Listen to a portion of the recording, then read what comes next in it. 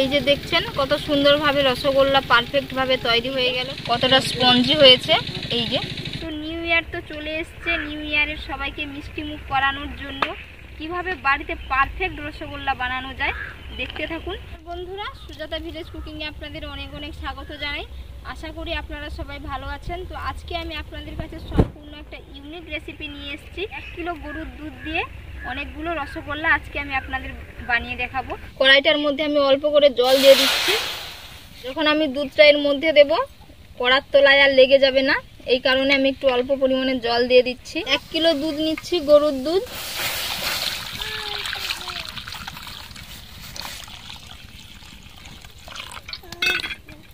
এটার আমি ছানা কেটে নেব। এখানে আমি একটু ভিনিগার নিয়ে নিচ্ছি, ছোট চা চামচের 3 চামচ পরিমাণের ভিনিগার নিয়েছি। চাইলে আপনারা পাতিলেবুর রস দিয়েও এই ছানাটা কাটিয়ে নিতে পারেন। আর 1 চামচ পরিমাণের জল ব্যবহার করছি ভিনিগারটার মধ্যে। দুধটা এই যে ফুটে গেছে, এই অবস্থায় আমি ভিনিগার দিয়ে দেবো। তো এই জ্বালনটা পুরোপুরি লো ফ্লেমে রাখতে হবে, দিলে ভালো ছানাটা কাটানো হবে। অল্প অল্প করে ভিনিগার দিয়ে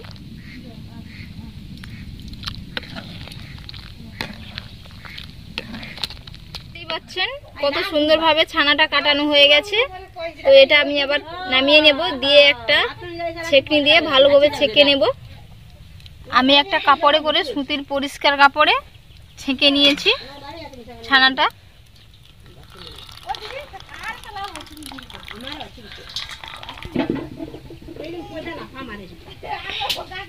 আপনারা যদি লেবু দিয়ে ছানাটা কাটতেন তাহলে 2-3 বার জল দিয়ে ভালোভাবে পরিষ্কার করে ধুয়ে দিতে হতো, না হলে লেবুর একটা গন্ধ থাকে। যেহেতু আমি ভিনিগার দিয়ে ছানাটা কেটেছি, আমি একবার জল দিয়ে ধুয়ে নিয়েছি, তো সেটা আপনাদের দেখানো হয়নি। তো এইভাবে জলটা ভালো করে ঝরিয়ে নিতে হবে। তো আপনারা এটাকে ঝুলিয়ে রেখে দিতে পারেন, না হলে চেপে চেপে জলটা ভালো করে বের করে দিলে ভালো হয়ে যাবে। আর মিষ্টি রসগোল্লা তৈরির ক্ষেত্রে ছানায় যাতে না জল থাকে, জল থাকলে ভালো করে হবে না, পারফেক্ট রসগোল্লা তৈরি হবে না। এই কারণে জলটা ভালো করে ঝরিয়ে নিতে হবে।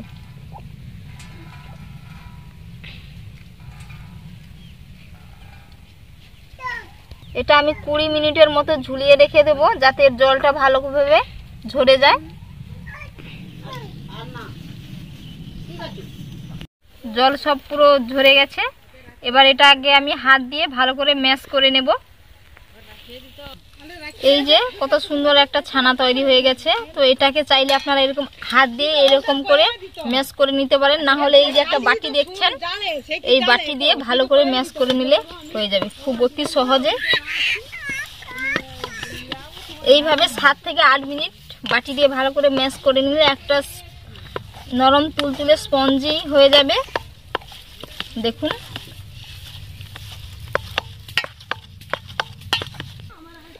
বাটির তলা দিয়ে ভালো করে ম্যাশ করে নিয়েছি।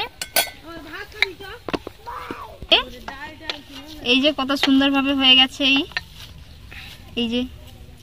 তো এর মধ্যে আমি, যেহেতু আমি 1 কিলো দুধ নিয়েছি, তো ছোট চা চামচের 1 চামচ ময়দা বা কর্নফ্লাওয়ার এখানে আমি ব্যবহার করব। তো এর মধ্যে আমি ছোট চা চামচের 1 চামচ কর্নফ্লাওয়ার দিয়ে দেব, যাতে এর বাইন্ডিং। চা চামচের 1 চামচ কর্নফ্লাওয়ার দিচ্ছি। কর্নফ্লাওয়ার যাদের বাড়িতে না থাকবে তারা ময়দাও ব্যবহার করতে পারেন।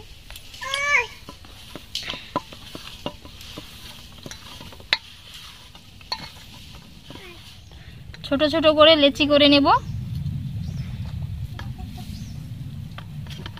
সবগুলো একই মাপের করতে হবে, দিলে দেখতে খুবই সুন্দর দেখাবে। সবগুলো লেচি কাটা হয়ে গেছে। আলতো হাতে এরকম গোল গোল করে নেব। এই যে কত সুন্দরভাবে হয়ে গেছে। আলতো হাতে এরকম ভাবে ঘুরিয়ে নিতে হবে। এরকম ভাবে সবগুলো আমি তৈরি করে নেব।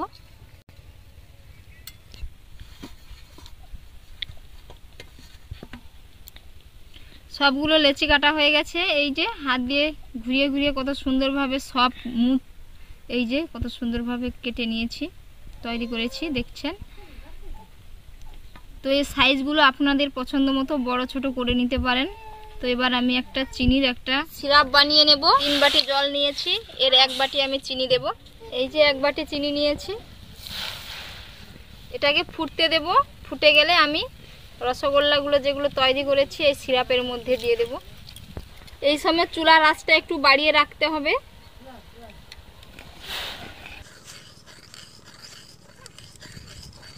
এর মধ্যে চাইলে একটু এলাচ ফাটিয়ে দিতে পারেন, 2-3টে এলাচ দিলে ফ্লেভারটা খুবই সুন্দর আসে।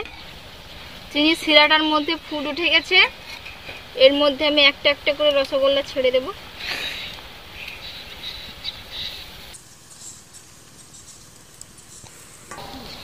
এইভাবে 20 মিনিট আমি জাল দিয়ে নেব। এই যে দেখছেন কত সুন্দরভাবে রসগোল্লা পারফেক্টভাবে তৈরি হয়ে গেল, পুরো দোকানের মতো।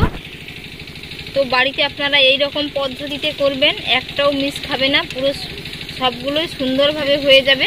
বাড়িতে আপনারা নিজেরা বানিয়ে খাবেন, দেখবেন খেতে কতটা ভালো লাগে।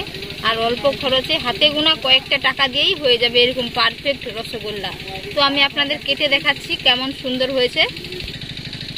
একটা কেটে দেখাচ্ছি, এই যে কতটা স্পঞ্জি হয়েছে। এই যে একবারে নরম তুলতুলে একটা রসগোল্লা তৈরি হয়ে গেছে, পারফেক্ট রসগোল্লা দেখছেন। তো আপনাদের কাছে একটাই অনুরোধ থাকলো, বাড়িতে আপনারা এইরকম ভাবে একবার বানিয়ে খাবেন। নতুন বছর তো চলে এসছে, নতুন বছরে এইরকম মিষ্টি মুখ করাবেন বাড়িতে বানিয়ে, সবাইকে দিলে সবাই খুব খুশি হবে। তো আপনারা ভালো থাকবেন, সুস্থ থাকবেন। আর আমার চ্যানেলে যারা নতুন, আমার চ্যানেলটিকে লাইক, শেয়ার ও সাবস্ক্রাইব করে দেবেন।